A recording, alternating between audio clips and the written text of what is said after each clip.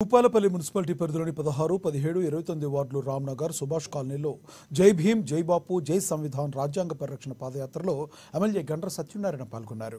ముందుగా బాపూజీ, అంబేద్కర్, భారత రాజ్యాంగ పీఠిక చిత్రపటాలకు ఎమ్మెల్యే పూలమాల వేసి రాజ్యాంగ పరిరక్షణ ప్రతిజ్ఞ చేసి యాత్రను ప్రారంభించారు. మన దేశ రాజ్యాంగం అమల్లోకి వచ్చి 75 సంవత్సరాలు పూర్తయిన సందర్భంగా రాజ్యాంగ విలువలపై ప్రజల్లో అవగాహన పెంచడమే లక్ష్యంగా ఈ కార్యక్రమం నిర్వహిస్తున్నట్లుగా తెలిపారు.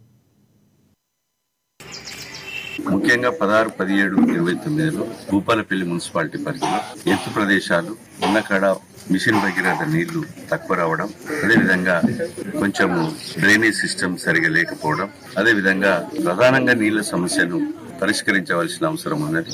దీన్ని ఈ వార్డులను తిరుగుతూ రేపు 30 వార్డులలో ఉన్నటువంటి సమస్యల మీద రివ్యూ కూడా పెట్టడం జరుగుతుంది. ఆ రివ్యూలో ఎక్కడెక్కడ గేట్ వాల్స్ ఇవ్వాలి, డ్రైనేజ్ కట్టాలి, రోడ్లు వేయాలి, చెత్త చెదారం కూడా క్లీన్ సిటీగా ఏర్పాటు చేసే కొరకు ఈరోజు వార్డులలో తిరిగినప్పుడే వాస్తవమైనటువంటి విషయాలు తెలుస్తాయనే ఉద్దేశంతో కూడా ఈ పాదయాత్ర నిర్వహించాం.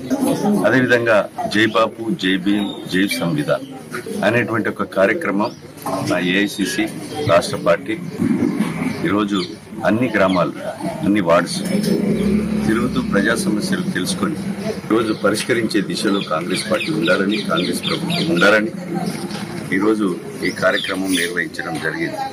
ఈ రాష్ట్రంలో, దేశంలో